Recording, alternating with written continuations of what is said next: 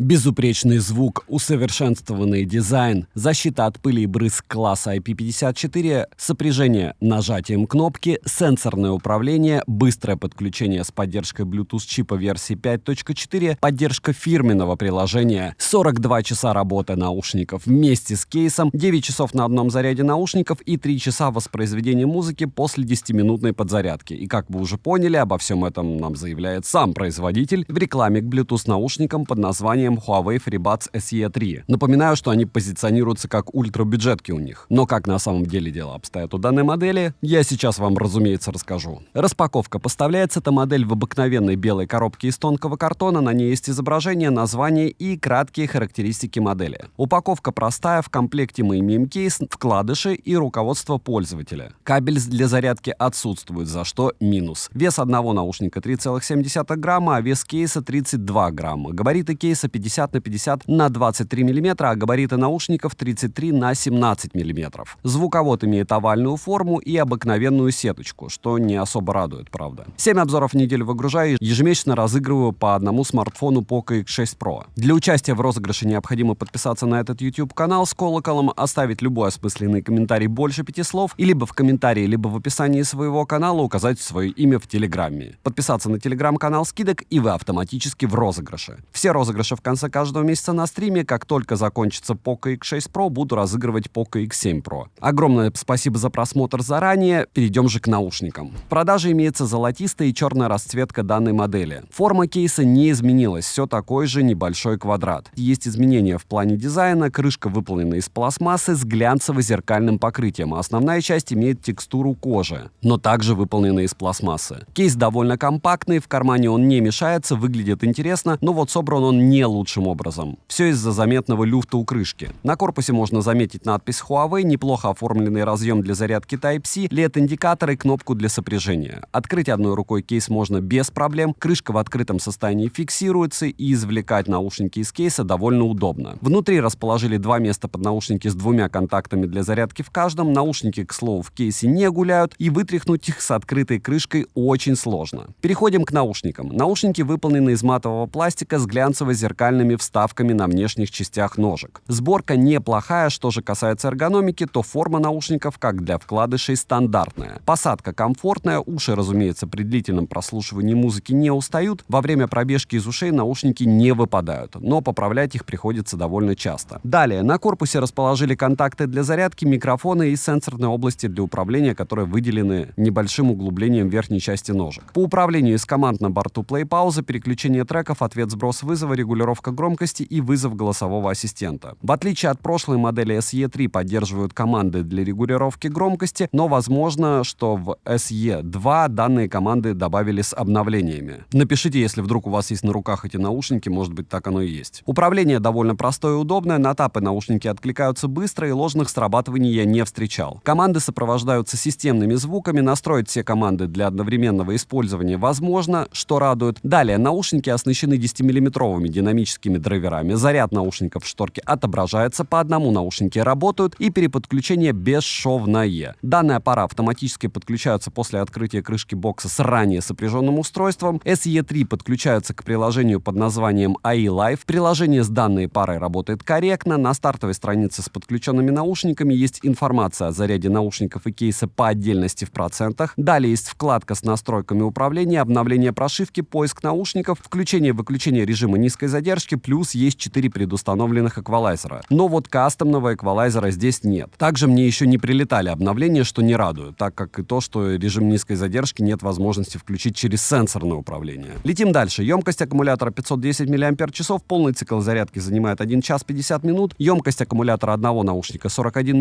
мАч, полный цикл зарядки наушников от кейса занимает 1 час. Заявлено 9 часов автономной работы на 50% громкости по кодеку AAC. По моим тестам, данная пара отыграла на 75% громкости по кодеку AAC 7 часов. К слову, как и прошлая модель. С кейсом наушники в подобном сценарии прослужат около 30 часов. 10 минут подзарядки дают не больше 1,5 часов для прослушивания музыки в тех же условиях. Далее, стандарт защиты от влаги и пыли IP54 есть только у наушников. После моего теста наушники остались живы, но помним, что подобный стандарт защиты может защитить максимум от пота или мелкого дождика. Летим дальше. Bluetooth чип установлен в версии 5.4 из кодека кодеков на борту только AAC и SBC, наушники через одну стену не отваливаются, как и через две стены, задержка на YouTube незаметна в целом, как и в играх, но все же для шутеров я бы их не использовал. Примеры вы сейчас увидите на экране.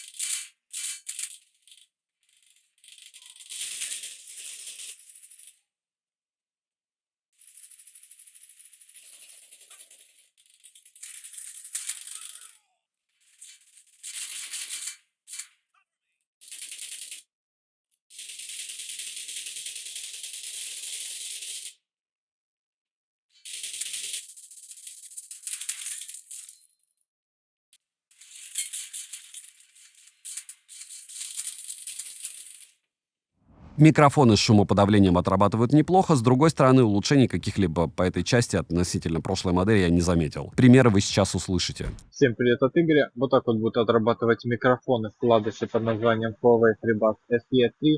Повторяю, что от прошлой модели SE2 микрофоны особо не отличаются.